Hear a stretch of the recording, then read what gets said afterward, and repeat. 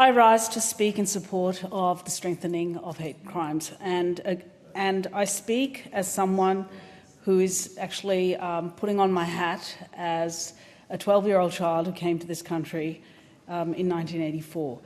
I grew up here as another child of migrants, and during my childhood and my adolescence, I did from time to time encounter racism. There's no question about that.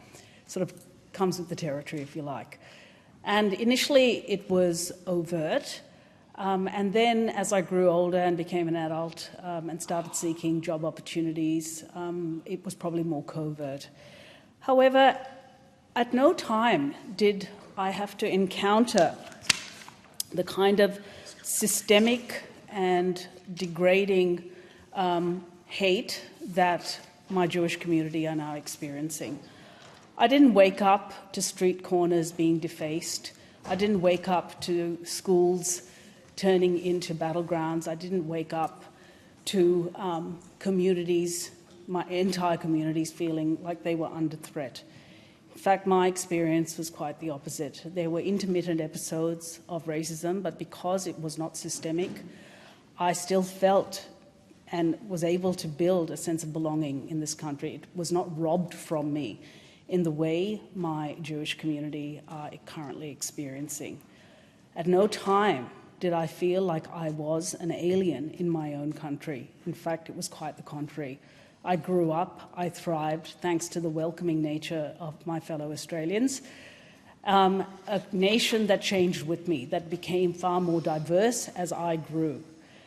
So I'm now standing here as a parliamentarian in a country that I don't recognise. I don't understand what is going on in this country that is making it acceptable for some people, and they are a minority, some people to walk around spreading hate against a community of fellow Australians. I just don't understand it. My Jewish community, for context, is large. I have around 6,500 Australians who have a Jewish heritage. And this community are highly active. They are contributors. Many of them have been here for many generations, multiple generations. They are overwhelmingly descendants of Holocaust survivors, overwhelmingly. In fact, the largest community of Jews who are descended from the Holocaust live in Melbourne. Right? This is baked into their DNA, and it is spread from one generation to another generation to another generation. They are acutely attuned to the vibrations and that can tear at our social fabric and can lead to the Shoah, the Holocaust. My community are active in every single domain, right across the economy, whether it be from business to professionals to creatives. They are also, of course, philanthropists, some of the most generous people who have decided that they want to give back to our country. They have prospered through their hard work, their work ethic, and they have contributed back to every domain, whether it be the arts community, business, health, or indeed research, particularly in medical research. And so these people are contributors to our country, and yet they now feel like they are aliens in their own land, vilified and made to feel the other, isolated.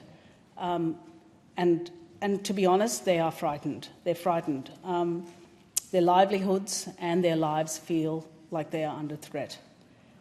I want to call out special thanks and tribute to Chabad, my Chabad in Malvern.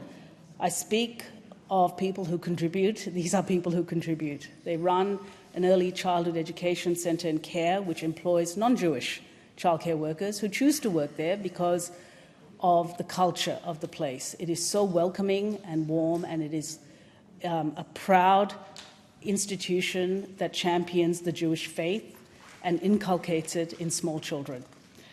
And I want to also pay special thanks to Rabbi Veli from Chabad, who, of his own accord, with minimal training, set up a mental health group for men And as you know, I'm a chair of the Parliamentary Friends of Men's Health.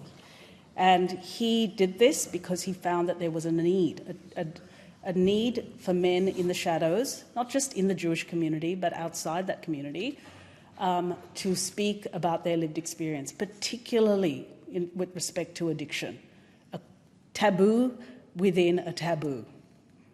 And so he runs this on a regular basis, a small community group of men who come together to talk about addiction. And he links this program of care with the spiritual journey of what it is to be a Jew, because that is how he expresses his Jewish faith, as service unto others. And the group is attended by Jewish men as well as non-Jewish men. And that tells you something about the sense of giving that the Jewish community have towards the wider community. I also want to call out and pay tribute to, in my own community, King David School. This is a truly wonderful school, a school that it sits on the more progressive end of the Jewish spectrum, and it is a heterogeneous group of people like everyone else in Australia. You can't just dump us all into buckets. There is a mosaic within communities, within minorities. And this school really links antiquity to modernity.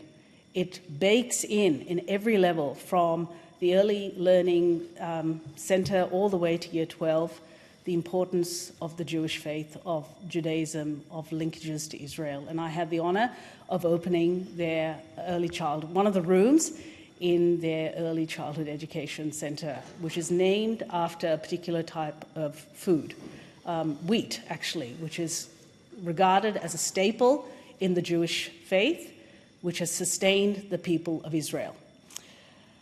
What King David does is, while embedding the Jewish faith and Jewish pride in their students, they very much promote a life, an outlook or a perspective that is outward-looking in their students.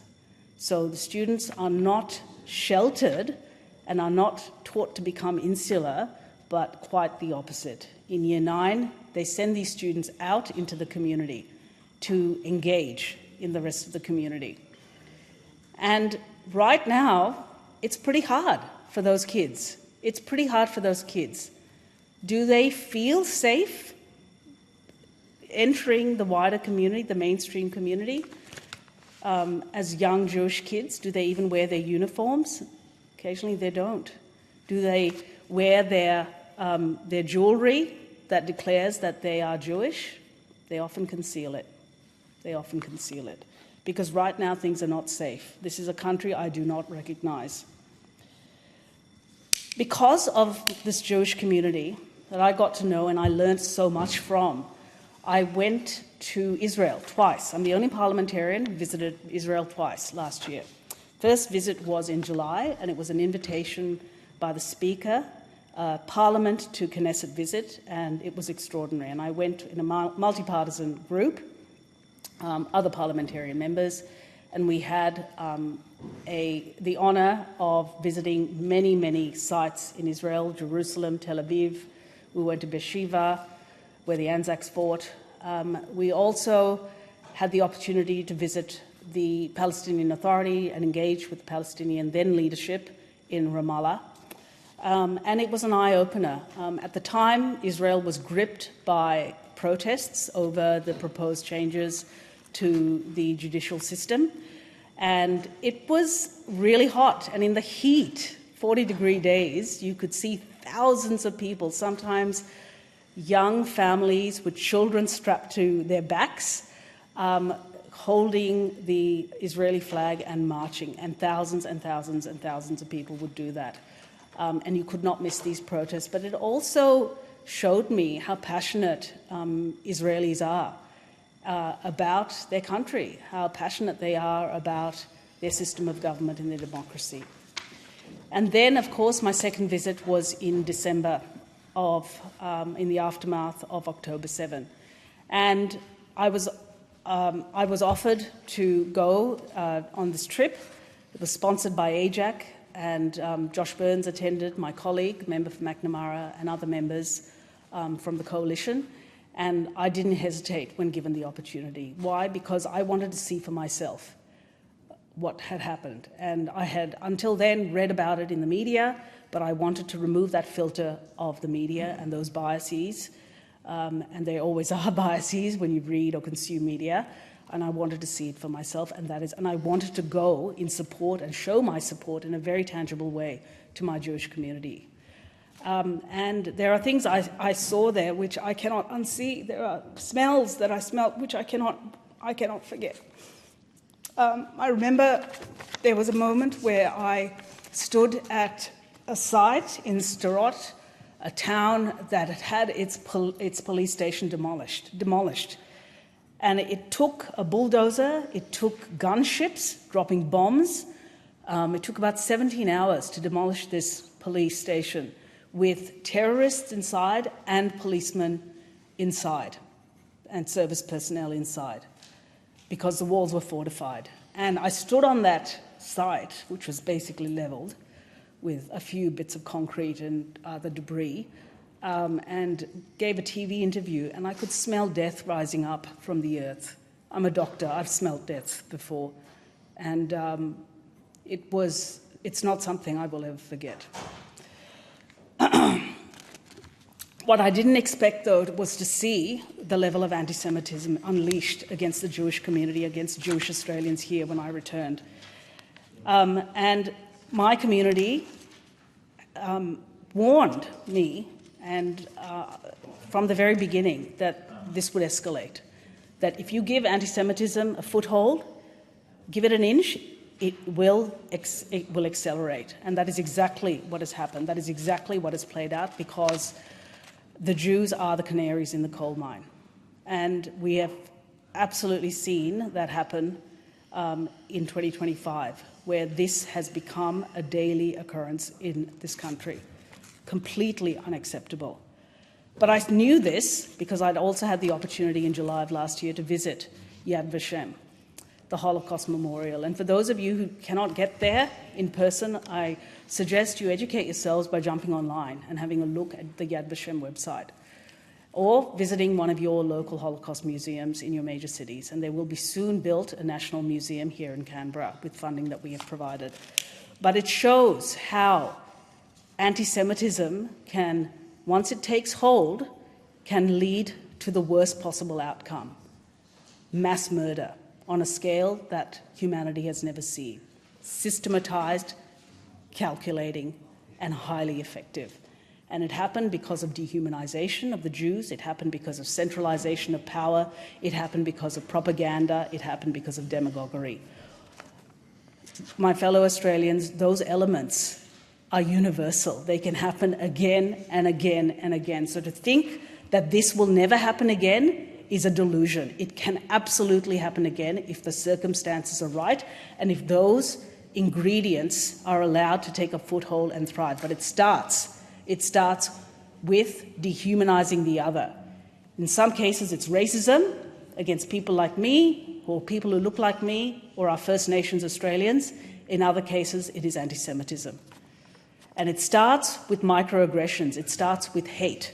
It starts with the language that makes the other feel like they don't belong there, that robs them of their identity. And hence I support this bill on top, which builds upon all the other measures this Albanese government has delivered, from outlawing the Nazi salute to the trade of Nazi symbols to anti-doxing laws, which unfortunately again happened in the aftermath of Jewish creatives being doxed, but will also benefit others, particularly women, because women are the ones who get doxed. And that brings me to my final point, that although these laws are occurring in the context of unacceptable and virulent and rising anti-Semitism in this country, that these laws will actually benefit everyone in this country. And that, if there is a silver lining to this horror, is the gift of this moment. I thank the House.